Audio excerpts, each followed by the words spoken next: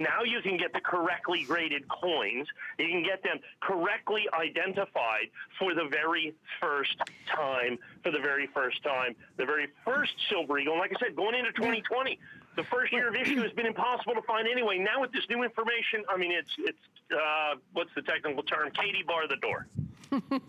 Well, we did put the 87 out, so that's what we're going to talk about. That, and you were saying it's just those 2 years, 86 and 87. Those are the only 2 years of the 35 years of the American Silver Eagle that were made. The Mint State coin was made exclusively at San Francisco. We know that, okay? We know that they were made exclusively at the San Francisco Mint. So that is the set, the 86 that you just bought and the 87 that's right after this. Now the 87, because it's not the first year of issue, you can see the difference from the price. The 87 Eagle is a little easier to get because they made us more of them, but they actually grade more poorly than the 86s. That's interesting. So, it was even worse. I mean, I guess they did their best job, which wasn't that great in 86. And by 87, it's like, yeah, whatever. You know? They just gave up, right? Yeah, they just gave up. So 1987's even in Mint State 69 is not a 50% grader.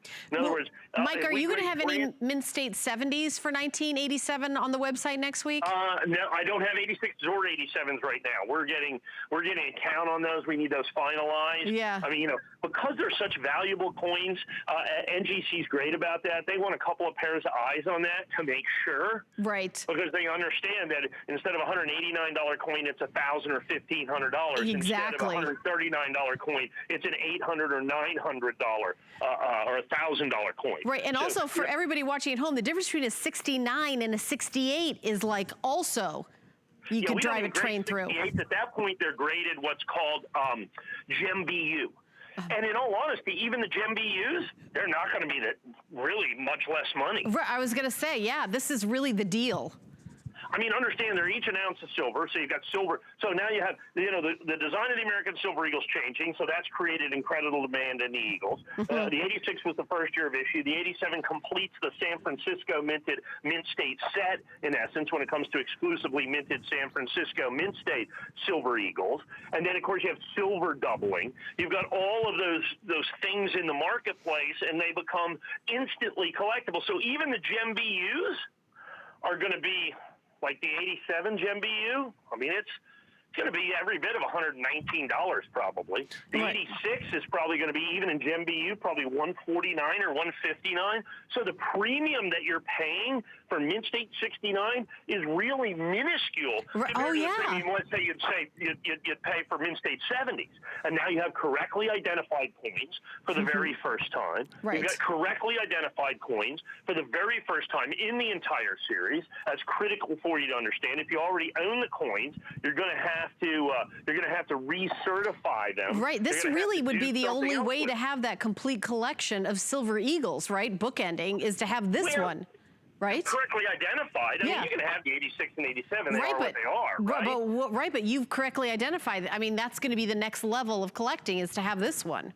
That's right, and with the bridge core, which is exclusive to me, so it's the only way that you can get it, and we debuted that today. Today's the first time this coin was available, generally available in the entire United States, was today, right here on HSN. So it's not just that we give you the best coins, we're breaking numismatic news here as well, and that's critically important for your collecting and for your ability to add to your collection. Then add in the fact you were talking about extended holiday return. What's that, like 4 months or something? Yeah, Mike, it's till January 31st, 2021 for returns or exchanges. I know in the coin world, that is impossible to even buy a coin and exchange it in 10 minutes. Like you could buy it, turn around and say, I want my money back, and then be like, too late, right? Yeah, right. Then it becomes a negotiation.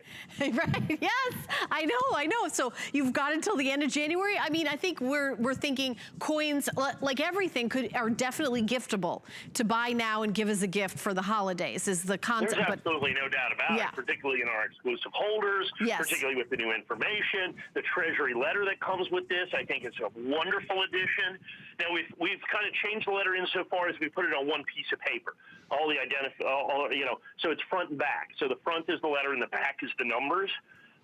so that you'll get that too, which I think is, having this information is incredibly, incredibly valuable. And it's the first time that it's been available, in essence, in any time in the marketplace. Nobody has known about this. It just doesn't exist in terms of what people thought. Everybody thought the Silver Eagle was made at Philadelphia from 1986 to 1999 for basically almost 15 years.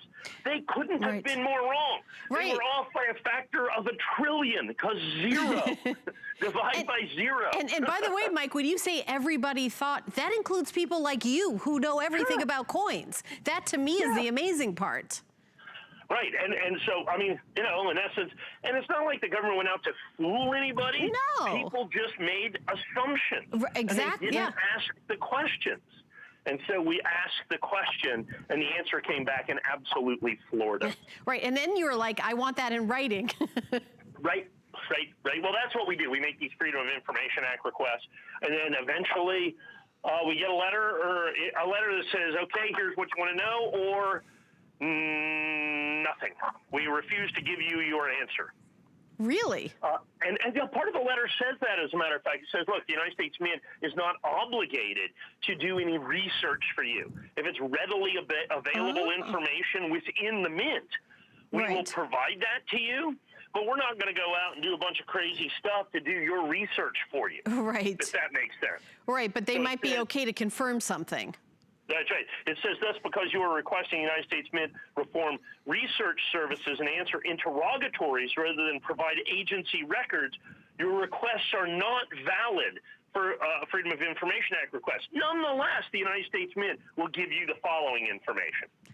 Okay, thank you. Wow, I feel like I did something wrong. Okay, thank you. They have the keys to the kingdom there. So, Mike, how do you think about what should I ask? I mean, that has to be some of the key to all this, right? Well, some of it, you have to know, okay, what has the Mint done? What is the Mint likely to have done? Right. What is the Mint likely to have not released in terms of information? All of those types of issues, those are all the types of questions that we ask or hope to ask. All right, well, very, very popular. 1987 San Francisco Mint MS69 condition, grading company NGC Silver Eagle dollar coin, $139.95. I do want to mention our very best value of the day, which ends in just a couple hours at midnight. It's from Shark. It is a